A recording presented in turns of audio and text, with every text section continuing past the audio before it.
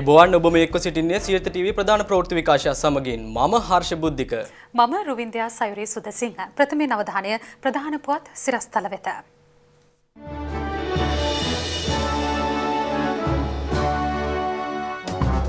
ශ්‍රී ලංකාවට එරෙහි පිල්ලේගේ කමිටුවට ජගත් මහලේකම් යලි සහාය පළ කරයි. බාධක අභියෝග කොපමණ පැමිණියත් ඉලක්කය වෙත ගමන් කරන බව ජනපති කියයි. ශ්‍රී ලංකාවේ සාමය යලි ලොවට තහවුරු කළ ආරක්ෂක සමුළුව සාර්ථකව නිම වෙයි. ගාසාව යලි වෙඩි හඬින් ගිගුම් දෙයි. ප්‍රථමයෙන් දේශීය පුවත්.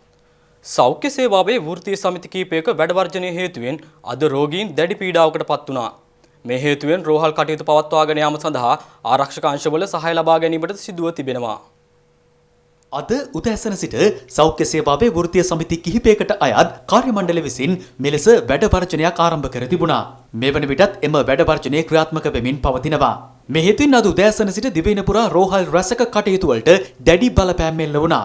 ඒකාබද්ධ වෘත්තීය සමිති කමිටුව නියෝජනය කරන කනිෂ්ඨ කාර්ය මණ්ඩල සේවකින් මෙන්ම සමස්ත ලංකා සුව සේවා සංගමය නියෝජනය කරන කනිෂ්ඨ කාර්ය මණ්ඩලය ඇතුළු වෘත්තීය සමිති කිහිපයක් මෙම වැඩ වර්ජනය දියත් කර තිබෙනවා. මෙලෙස කනිෂ්ඨ කාර්ය මණ්ඩලයේ වැඩ වර්ජනය හේතුවෙන් රෝගී සත්කාරක සේවාවන් වලට බලපෑම් එල්ල වුණා.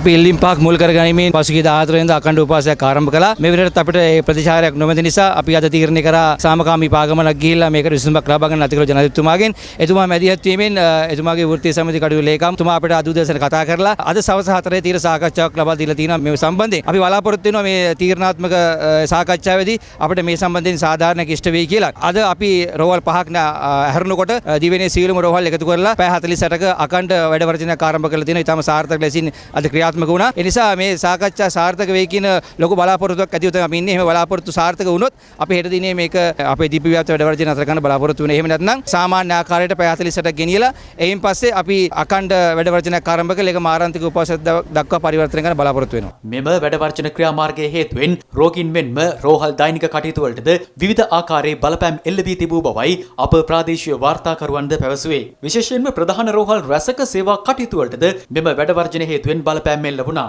කොළඹ ජාතික රෝහලේ වැඩ කටයුතු සිවිල් ආරක්ෂක බලකායේ සහයෝගයෙන් සිදු කරන අයුරු අද දවසේ දැක ගැනීමට හැකි වුණා. එමෙන්ම රාගම ශික්ෂණ රෝහලේ කටයුතු සඳහා නාවික හමුදා සෙබළු 90ක් පමණ යොදාගත් බව රෝහල් අධ්‍යක්ෂකවරයා සඳහන් කළා. කළුබෝවිල ශික්ෂණ රෝහලේ වැඩ කටයුතු සිදු කෙරුණේද සිවිල් ආරක්ෂක බලකායේ සහයෝගයෙන්. ඉතා සුළු කනිෂ්ඨ කාර්ය මණ්ඩල සේවකින් පිරිසක් පමණක් රෝහලේ සේවයට වාර්තා කර සිටි බව කළුබෝවිල ශික්ෂණ රෝහල පැවසුවා. එමෙන්ම මහනුවර මාතර පේරාදෙණිය කරාපිටිය ඇතුළු ප්‍රධාන රෝහල් රැසක කටයුතු වලටද කනිෂ්ඨ කාර්ය මණ්ඩල වැඩ වර්ජනයේ හේතුවෙන් බාධා එල්ල වී තිබෙනවා. විශේෂයෙන්ම රෝහල්වල මුළුතැන්ගේ කටයුතු වල සිට ශල්‍යාකාරයේ දක්වා සේවාවලට මෙමගින් බාධා එල්ල වී තිබූ බවයි අප වාර්තාකරුවන් වැඩිදුරටත් පැවසුවේ. ඉස්ලාම දැනගන්න ඕනේ මේ ස්ට්‍රයික් එක කවදාද අඩු වෙන්නේ කියලා. අඩු වෙන්නේ කියලා දැනගන්න. මොකද හැමදාම කවදාවත් හරි මේ ස්ට්‍රයික් කරන මේකට කිසිම වගකීමක් කවුරුත් බාර ගන්න ඉන්න කියන්නේ නැහැ. දුරතැන් වල ඉඳලා ගොඩක් කට්ටිය ඇවිල්ලා බේත් ගන්නවා. ડોක්ටර්ලා ගිහලා කතා කරන්නත් බෑ අපිට. කතා කරොත් ඒගොල්ලෝ විනාඩියක්වත් අපිට අමුකම් දෙන්නේ නැහැ මොකද්ද ලෙඩේ කියලා. ඒගොල්ලන්ගේ උමනාවට ඒගොල්ලෝ බේත් දෙන්නේ. මේකට අදාළ කවුද? മന്ത്രിවරුද? ජනාධිපතිතුමාද මේවා ඉදිරිපත් කළා මේවා අඩුපාඩු අපිට කරලා දෙන්න ඕනේ. ජනතාව වශයෙන් මම ඒක ඉල්ලන්නේ ඒකයි. මේ වෙනකොට සෞඛ්‍ය කාර්ය මණ්ඩලයේ කනිෂ්ඨ සේවකයෝ වැඩවැරීමක් කරලා තියෙනවා. ඒකෙන්ද ලංකාවේම එම මහා විශාල බිඳවැටීමක් තියෙනවා රෝගී සත්කාර සේවාවන්. එම සේවාවන් යහමින් පවත්වාගෙන යන්න ඕන මේ පස්සේ සෞඛ්‍ය බලධාරීන් මැදිහත් වෙලා විසඳන්න ඕනේ. මොකද මේ වෙනකම් මේ සෞඛ්‍ය බලධාරීන් මේකේ මග ඇරලා ඉන්නවා. සෞඛ්‍ය බලධාරීන් මේ පස්සේ විසඳන තරමට රෝගී සත්කාර සේවාවන් යහපත් අතට හැරලා රෝගීන්ගේ ජීවිතය බේරගන්න පුළුවන් තත්ත්වයන් රටේ මතුවේයි. නැත්තම් දිගින් දිගටම රෝගී මේ අපහසුතාවයටපත් වෙන්න පුළුවන්.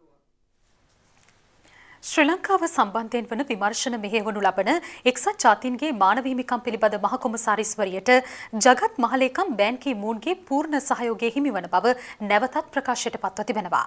ඊයේ පැවති දෛනික මාධ්‍ය හමුවට එක්වෙමින් ජගත් මහලේකම්වරයාගේ ප්‍රකාශක ස්ටෙෆන් ඩුජාරෙක් මේ බව සඳහන් කර ඇත්තේ මාධ්‍යවේදියෙකු නැගූ පැනයකට පිළිතුරු ලබා දෙමින්.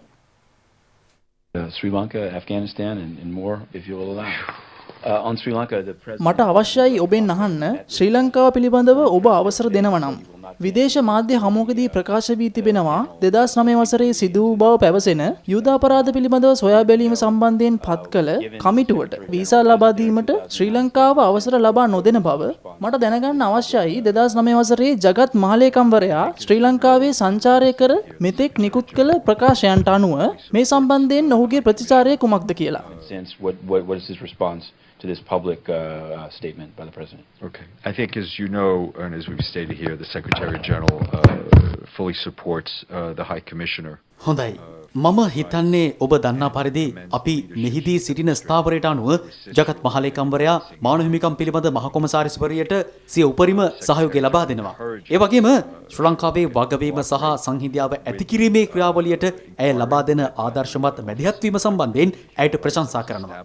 මානව හිමිකම් කවුන්සිලය විසින් ස්ථාපිත කළ මානව හිමිකම් පිළිබඳ මහ කොමසාරිස් කාර්යාලය විසින් මෙහෙවන විමර්ශන සම්බන්ධයෙන් සහයෝගයෙන් කටයුතු කරන ලෙසට ජගත් මහලේකම්වරයා ශ්‍රී ලංකාවට මේ වන විටත් අනුබල දෙනවා.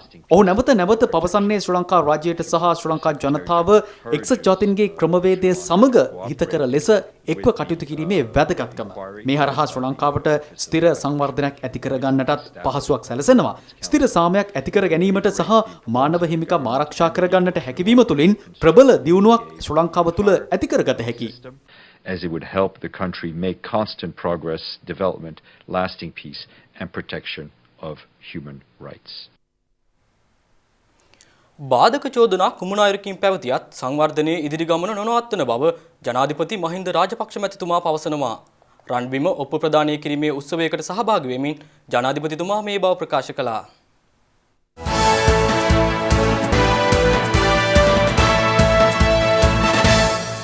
රන්බිම ඔප්පු ප්‍රදානය කිරීමේ මෙම උත්සවය පැවැත්වුණේ කොළඹ සුගතදාස ගෘහස්ත ක්‍රීඩාංගණයේදී. ඒ ජනාධිපති මහින්ද රාජපක්ෂ මැතිතුමාගේ ප්‍රධානත්වයෙන් මෙහිදී රන්බිම ඔප්පු 5000ක් ප්‍රදානය කිරීම සිදු වුණා. ඔප්පු ප්‍රදානය කිරීමෙන් පසුව පැවති උත්සවයේදී ජනාධිපතිතුමා අවධාරණය කර සිටියේ පොදු ජන සුබසිත උදෙසා වර්තමාන රජයේ ඉලක්කයක් ඇතිව යන ඉදිරි ගමන කිසිසේත් නතර නොකරන බවයි. පාරවල් දුන්න බන්න මට ඒක ප්‍රශ්නයක් නැහැ. මොකද ගාන්ධිතුමා මේ සමාජයේ නිදහස වෙනුවෙන් සටන් කරන කාලේ වැටිලා හිටියා එක අවස්ථාවකදී කලකිරිලා. තාගුර් සින්දුවක් ලියලා ඇරියා. ඒ මඩ පාරවල් මේවලට යට වෙන්න එපා, ඉලක්කයක් තියෙනවනේ ඉලක්කය කරා යන්න කියලා. ඉලක්කයක් අපිට තිබුණා. අපි හැම එකම ඉලක්කයකට ගිහිල්ලා තමයි අපි ඒකෙන් පාඩම් ඉගෙන ගන්න. යුද්ධය අවසන් කරන්න, රටට සාමය ඇති කරන්න, රට දෙකට කැඩෙන එක නතර කරන්න අපිට ඉලක්කයක් තිබුණා. අපි ඒ ඉලක්කය කරා ගියා. අපිට કોઈ හතරපැත්තෙන් ගැහුවත් දැනුත් ගහනවා. දැන් ඉලක්කය සපුරයිලත් අපි ගුටි කනවා. අපි අපහාස විඳිනවා. පාර හැදුවමත් අපහාසයි. දැන් අපිට ඒ කමක් නැහැ. දැන් ඊළඟට අවුරුදු වල අපි කරන්න යන්නේ උතුරේ එහා කොනේ ඉඳලා දකුණේ මෙහා කොනටත් මේ මුළු රටේ අපි දැන් අර පාරවල් හැදුවා වගේම බීමට ජලය, පයිප් වතුර, පිරිසිදු වතුර සියලු ජනතාවට ලබා දෙන වැඩපිළිවෙල තමයි ඊළඟ පියවරට මං යන්නේ. ඒවට බණි. ඒකට දොස් කියයි. නුත් ඒ ගමන අපි යනවා. ඒ දොස් ඒව ඔක්කොම අහන්න මට දැන් හොඳට පුරුදුයි.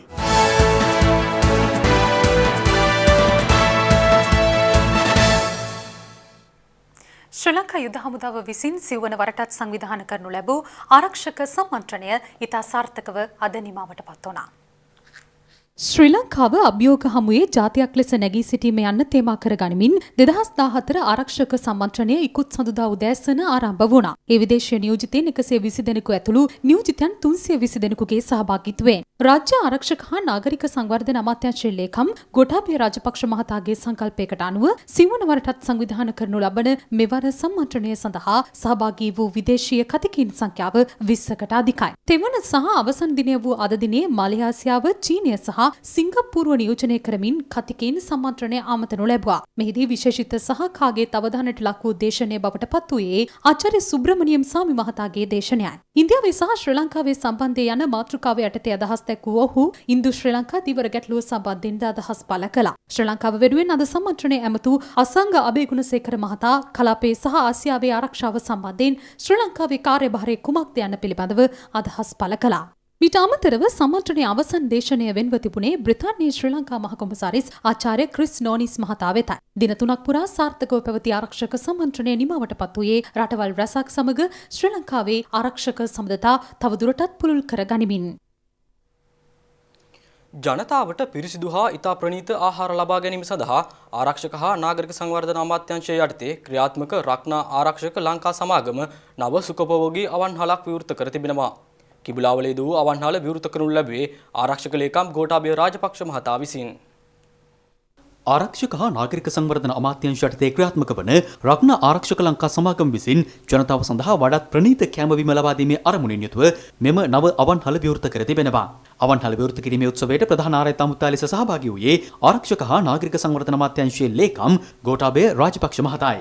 මෙම අවස්ථාවට නාවික හමුදාපති වයිස් අද්මිරාල් ජයන්ත පෙරේරා මහතා ඇතුළු පිරිසක් සහභාගී වී සිටියා. කිඹුලාවල පිහිටි මෙම අවන්හල තුලින් ජනතාවට ප්‍රණීත මෙන්ම ඉතා පහසු මිලට ආහාර මිලදී ගත හැකියි. විදේශීය රටවලට මූල්‍ය ආධාර ලබා දීමට පෙර රට තුළ ඇති ප්‍රශ්න විසඳිය යුතු බව එක්සත් ජාතික පක්ෂය පවසනවා. අද සිරිකොත පක්ෂ මූලස්ථානයේ පැවති ප්‍රවෘත්ති සාකච්ඡාවකදී එම පක්ෂයේ මහලේකම් තිස්ස අත්තනායක මහතා මේ බව ප්‍රකාශ කළා. හරියට මේ ලෝකෙට පරකාසය ගෙදරට මරගාතය කියලා හිටපු ගමන් හදිස්සියෙන් කලබලලා පලස්තීනයට දෙනවා ඩොලර් මිලියනයක තෑග්ගක් ලක්ෂ 1300ක්. මහජන මුදල් Tamanට ඕන විදිහට දෙන්න කිසිම අවස්ථාවක බලයක් රාජ්‍ය නායකයන්වත් ලබා දීලා නැහැ. මේක පළවෙනි අවස්ථාව නෙවෙයි. උගන්ඩාවට මේ වගේ ආධාරයක් කරා. මතක ඇති මාලදිවයිනේ හිටපු ජනාධිපතිවරයාගේ නිවසට යන පාර හදන්න ලක්ෂ 500ක මුදලක් ලබා දීලා තිබුණා. මහජන මුදල් ඩොනේට් කරන්නේ කොහෙන් ලබාගත්ත මුදල්? අපි මේ වෙනකොට ලෝකයේ ණයබර වැඩිම රටවල් අතර ඉහළම තැනකට ගිහිල්ලා. ලංකාවේ දැන් ජාතික ණයබර දත්තයන් වලට අනුව සෑම පුරවැසියෙක්ම ලක්ෂ 3.5ක් ණයයි. දැන් මේක ඇයි මෙහෙම කරන්නේ? අපේ රටේ ප්‍රශ්නයක්ද? හෙට අනිද්දා චීනයේ ජනාධිපති වෙනවයි කියලා තියෙනවා. ජපානයේ අගමැතිතුමා වෙනවයි කියලා තියෙනවා. දැන් මේ අය ආපුවමත් ණය ගන්න එකඟතා ගිවිසුම් අත්සන් කරයි. 2050 වෙනකන් මේ රටේ උපදින්න ඉන්න දරුවත් ණයකාරයෝ කරලා තියෙන ආණ්ඩුව තවදුරටත් මේ අවුරුද්ද අවසන් වෙනකොට මේක 2060 2070 දක්වා වැඩි කරයි කියන එකයි අපිට පේන්නේ. මේ අතර රජය තම දේශපාලන අරමුණු ඉටු කර ගැනීම උදෙසා රාජ්‍ය මුද්‍රණ නීතිගත සංස්ථාව යොදා ගන්නා බවට මහලේකම්වරයා චෝදනා කරනවා. ඌවේ මේ චන්දනාම ලේඛනය මුද්‍රණය කරන්නේ රාජ්‍ය මුද්‍රණ නීතිගත සංස්ථාව. අපි යන්නේ මේක සම්පූර්ණයෙන්ම නීති විරෝධී වැඩක්. මේක කෙලින්ම මැතිවරණයට බලපාන කාරණා. රජයේ මුද්‍රණ නීතිගත සංස්ථාව තනිකරම දැන් පටන් අරගෙන තියෙනවා ශ්‍රී ලංකා නිදහස් පක්ෂයේ වැඩ කටයුතු කරන්න. රට රකින්න නිල් පවුර සම්මේලන කැඳවීමේ මේ ආරාධනා පත්‍රය මුද්‍රණය කරන්නේ රජයේ මුද්‍රණාලය. ශ්‍රී ලංකා නිදහස් පක්ෂයේ ජාතික සංවිධායක කාර්යාලයට අදාළ ලිපිගොනුව මුද්‍රණය කරන්නේ රජයේ මුද්‍රණාලය. මේකට බාක් කියනවා ප්‍රවෘත්ති හා ජනමාධ්‍ය අමාත්‍යාංශය. කවුද මේක නියෝග කරන්නේ? ශ්‍රී ලංකා නිදහස් පක්ෂයේ ජාතික සංවිධායක කාර්යාලය. ඒ නියෝගය දෙන්නේ කාටද? ජනමාධ්‍ය අමාත්‍යාංශයට. දැන් මුද්‍රණාධිපති මොකද කියන්නේ? රජයේ මුද්‍රණාධිපති පිළි අරගෙන ශ්‍රී ලංකා නිදහස් පක්ෂයේ ආරාධනා පත්‍ර මුද්‍රණය කළේ රජයේ මුද්‍රණාලයේ වාණිජාංශය කියලා. ඒක අමූලික බොරුවක්. වාණිජාංශයවත් දේශපාලන පක්ෂයක ලියකියවිලි මුද්‍රණය කරන්න මුද්‍රණාලයට අයිතියක් නැහැ. දැන් කෙටි විරාමයක්.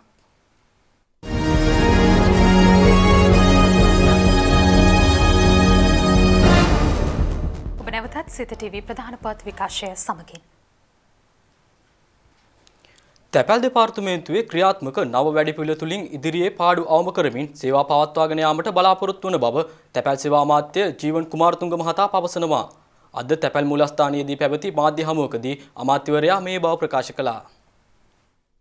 මේ මිල සංශෝධනය කිරීමත් එක්ක අපිට වැඩි වෙන ආදායම සම්බන්ධයෙන් මේ අවස්ථාවේ ලබා දෙන්න අපහසු වෙනවා. කෙසේ වෙතත් අපි බලාපොරොත්තු වෙන්නේ දැන් 2014 මේ වර්ෂය තුල අපිට ට්‍රෙෂරි එක ගෙවන්න බලාපොරොත්තු වුණාට වැඩිය අපි බොහොම දැන් අඩු මුදලකින් මේ වසරේ අපේ සේවාවන් පවත්වාගෙන යන්න පුළුවන් කියලා අපි විශ්වාස කරනවා. 2016 වෙනකොට තමයි අපි බලාපොරොත්තු වෙන්නේ. මොකද අපි ජාලගත කිරීම සහ නව සේවාවන් නැති කිරීම තුල මම හිතනවා අපිට මේ දෙපාර්තමේන්තුව එහෙම භාණ්ඩාගාරයට බරක් නොවිච්ච දෙපාර්තමේන්තුවක් හැටියට පවත්වාගෙන යන්න හැකි වෙයි කියලා මම විශ්වාස කරනවා. ජාලගත කිරීම දැන් 100% අපි සම්පූර්ණ කරලා තියෙන්නේ. ඉතින් ඒ තුල අපිට දෙපාර්තමේන්තුවේ ආදායම මිලියන් 500ක් වැඩි කරගන්න අපිට හැකි වෙලා තියෙනවා. මෙහිදී අලුතින් නිකුත් කිරීමට නියමිත වනජීවී මුද්දර පිළිබඳවද අදහස් පළ වුණා. මේ අවුරුද්දේ අපි තීරණය කළා ත්‍රිකුණාමල ප්‍රදේශයේ තාමත් වැදගත් සංචාරක ආකර්ෂණීය සහිත ස්ථානයක් වන පිජන් දූපත පදනම් කරගෙන මේ පිජන් දූපතේ සහ ඒ අවට වන ජීවීන් පිළිබඳව මුද්දර අයක් නිකුත් කරන්න. ලැබෙන ඡායාරූප අපේ චිත්‍ර ශිල්පීන් විශේෂයෙන්ම මුද්දර කාර්යාංශයට අනුයුක්ත කරලා ඉන්න චිත්‍ර ශිල්පීන් මේක නැවත ඒගොල්ලෝ නිර්මාණය කරනවා උදාහරණයක් වශයෙන් ඡායාරූප පදනම් කරගෙන අඳපු චිත්‍රය තමයි මේ තියෙන්නේ. ඉතින් හැම මුද්‍රයක් මේ වගේ නිකුත් වෙන්නේ කවදාවත් අපි පරිගණක ආශ්‍රයෙන් මුද්‍රණ එකතු කිරීමක් කරන්නේ නැහැ. සාමාන්‍ය වශයෙන් මුද්‍ර 4යි නිකුත් කරන්නේ වනජීවී තේමාව යටතේ. මේ වසරේ අපි මුද්‍ර 6ක් ගරු ඇමතුමාගේ විශේෂ අනුමැතිය යටතේ මුද්‍ර 6ක් නිකුත් කිරීමට අවශ්‍ය කටයුතු කරලා තිනවා. මම හිතන්නේ කාලයකට පස්සේ රජයේ මුද්‍රණ දෙපාර්තමේන්තුවේ ඇති නොයෙකුත් වාදක මැඩගෙන යම්කිසි ප්‍රමිතියක මුද්‍ර 6ක් නිකුත් කරන්නට මේ අවස්ථාවේ අපිට අවස්ථාව ලැබිලා තියෙනවා. මම හිතන්නේ ඒක ගැන අපි සියලු දෙනාම සතුටු වෙන්න ඕනේ. මේ මුද්‍රණ නිකුත් කිරීම 22 වෙනිදා අපර භාගයේ තිරුකුණාමලේ නිලාවැලි මූදු තීරයේදී සිද්ධ වෙනවා. මෙවර සාමාන්‍ය පෙළ විභාගය සඳහා ඉදිරිපත් වන අපේක්ෂකයින් තම හැඳුනුම්පත් ලබා ගැනීම සඳහා සකස් කරන ලේඛනවල ගැටලු රැසක් පවතින බව පුද්ගලයන් ලියාපදිංචි කිරීමේ දෙපාර්තමේන්තුවේ කොමසාරිස් RMS සරත් කුමාර මහතා පවසනවා. ඔහු මේ අදහස් පළ කළේ අද කොළඹදී පැවති මාධ්‍ය හමුවකදී. සාමාන්‍ය පෙළ විභාගයට පෙනී සිටින දරුවන්ගේ හැඳුනුම්පත් නිකුත් කිරීමේ ක්‍රමවේදය ගත්තොත් එහෙම මේ වෙනකොට අපිට ලැබිලා තියෙන ඉල්ලුම් පත්‍ර ප්‍රමාණය ගත්තොත් එහෙම 2,83,749. අපි නිකුත් කරලා තියෙන හැඳුනුම් පත්‍රය 1,50,000ක්. තව අපි ගත්තොත් එහෙම 1,50,000ක් විතර හැඳුනුම්පත් නිකුත් කළ යුතුයි. ඔවුන්ගේ වයස තාමත් සම්පූර්ණ වෙලා නැහැ. අපි ඉල්ලලා තිබුණ ඉල්ලුම් පත්‍ර 2014 අවුරුද්දේ අගෝස්තු 31ට වයස අවුරුදු 16 සම්පූර්ණ දරුවන්ගේ. ඒක ඉල්ලලා තිබුණා අපි මාසික මට්ටමින් අපිට එවන්න කියන කාරණේ. ඒ එවලා තියෙන ඒ වගේ අපිට ගත්තොත් එහෙම ලක්ෂයකට විතර ආසන ප්‍රමාණයක් තියෙන වයස සම්පූර්ණ වෙලා නැති මේ සියල්ලටම හැඳුනුම්පත් අපිට නිකුත් කරන්න පුළුවන්. අපි 10:30කට කලින් මේ සීලුම හැඳුනුම්පත් නිකුත් කරනවා. නමුත් ගැටලුවක් තියෙන එක තැනක 3500 විතර ප්‍රමාණයක් තියෙනවා මේ හැඳුනුම්පත් ඉල්ලුම් පත්‍රවල අසම්පූර්ණයි. අවසාන මොහොතේදී තමයි මේ ප්‍රශ්නේ එන්නේ. දරුවන්ගේ හැඳුනුම්පත් නිකුත් කිරීමේ ක්‍රියාවලිය මේ විශේෂයෙන් මැතිවරණයේදී නිකුත් කරන හැඳුනුම්පත් වල ප්‍රමාණය ගත්තොත් යම් ගැටලුවක් තියෙනවා. නමුත් ඉල්ලුම් පත්‍ර අපිට ලැබුණොත් එහෙම අපි මැතිවරණ කලින් කෙසේ හෝ හැඳුනුම්පත් නිකුත් කරන්න කටයුතු කරනවා. කොළඹ කොටුව පොලිස් වසමට ආසන්න මාර්ග කීපයක් අද සිට දින 6ක කාලයක් වසා දමන බව පොලිස් මූලස්ථානය පවසනවා. පොලිස් මූලස්ථානයේ අද පස්වරුවේ නිවේදනයක් නිකුත් කරමින් පැවසුවේ ගලදාරි වටරවුමේ අලුත් වැඩියක් කටයුත්තක් හේතුවෙන් මෙලෙස මාර්ග වසා තැබීම සිදු කරන බවයි. ඒ අනුව කොළඹ කොටුව පොලිස් වසමේ ගලදාරි වටරවුමේ මෙම අලුත් වැඩියක් කටයුත්ත හේතුවෙන් අද දින සිට දින 6ක කාලයක් රාත්‍රී 8:30 සිට අලුයම 5:30 දක්වා කාලය තුල මාර්ග වසා තැබීම සිදු කරනවා. එලෙස වසා තැබෙන මාර්ග මෙසේයි. ගාලුපාර ගාලුමෝදුර වටරවුමෙන් වසා දැමෙනවා. එමෙන්ම ලෝටස් පාර සෙරමික් හන්දියෙන් වසා දැමීම සිදුවනවා. බැංකු මාවත ජනාධිපති මාවත බැංකු මාවත හන්දියෙන් වසා දැමෙනවා. චෛත්‍ය පාර ගලදාරි වටරවුමෙන් වසා දැමීමට නියමිතයි. ඉහත මාර්ගයන්හි ගමන් කරන ජනතාවට සහ රියදුරන්ට අද දින සිට දින 6ක කාලයක් රාත්‍රී 8:30 සිට අලුයම 5:30 දක්වා කාලය තුල විකල්ප මාර්ග භාවිතා කිරීමට කටයුතු කරන ලෙසයි ශ්‍රී ලංකා පොලිස් දෙපාර්තමේන්තුව ඉල්ලා සිටින්නේ. දැන් පුවත්පත් විපරම.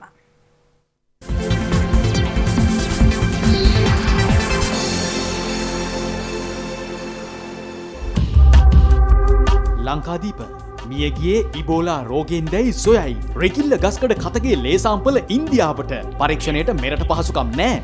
ජීවන වියදම අඩු කර ජනතාවට සහන ඉල්ලන පෙත්සමකට අත්සන්. ක්‍රිකට් පිත්තට ගුටි ඇනගෙන සාමනේර දෙනමක් රෝහලේ.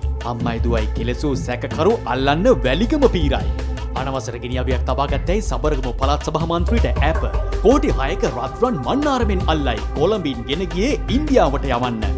දිවයින අපි පැය 48ක් වර්ජන රෝගී ජීවිත වගකීම අමාත්‍යාංශයට බාරයි. ඒකාබද්ධ වෘත්තීය සමිතිය කියයි සෞඛ්‍ය සේවකයෝ 50000ක වර්ජනය අද උදේ ආරම්භයි. ඇත්ත තිත්ත නිසා UGCට දිවයින තහනම්. අනවසර ගිනියවියක් සමග සබරගම මන්ත්‍රී අත්අඩංගුවට. රජරට සිසුන්ට විකිණීමට ගෙන ගංජා පැකට් 70ක් සමග මාට්ටු. වැඩ බලන විදුහල්පති නිදන් හාරද්දි දැලේ. කටුගස්තොටි නැල්ලුවේ ඕස්ට්‍රේලියාවට යවීමට සූදානම් කළ කුඩුලු. සැලුන් ලෙඩුන්ගෙන් රෝහල් පිරිලා චර්ම රෝග පිළිබඳ විශේෂඥ වෛද්‍ය ආයතනය පවසයි.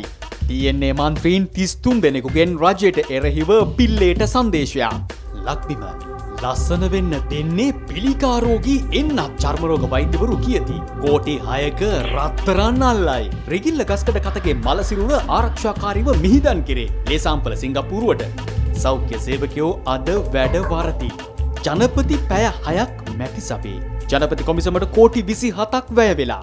පලස්තීනයේ සහයට ඇමතිවරු පාරට. මව්බිම යුද අපරාධ කමිටුවේ අයට ලංකාව තහනම්. ඇමරිකන් සමාගමක් ලංකාවේ වැඩ නවතයි. මෑකෝට එරෙහිව ජවිපේ යුද ප්‍රකාශ කරයි. ඉබෝලා කතාව බොරුවක්. අම්මා මැරුණේ එන්නතක් විස වෙලා. දියණිය වෛද්‍යවරුන්ට එරෙහිව පරීක්ෂණයක් ඉල්ලයි. තලේබන් ආර්මේදී කෝටි 6ක රන් අල්ලයි. කෑගල්ල මහේස්ත්‍රාත්ගේ නම විකුණා ෆෝන් 3කට වීදලා. වේග සීමා පුවරු නෑ. හයියෙන් යන වාහන අල්ලන්නත් බෑ. විභාග ශාලා නිරීක්ෂකවරිය දියණියගේ පිළිතුරු පත්‍රය වෙනත් සිසුවියකට දීලා දඹුල්ලෙම්මවක් විභාග කුමසාරිස්ට පැමිණිලි කරයි. දිනමින 4 වටින් වට කර ගැහුවත් ඉදිරි ගමන නවත්වන්නේ නෑ.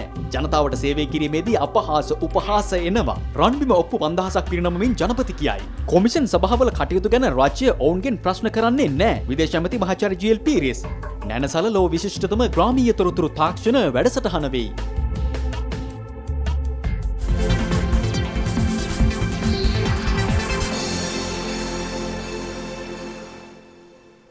මේ විරාමෙන් අනතුරුව හමුවෙමු සියත ලෝවටා සමගින්.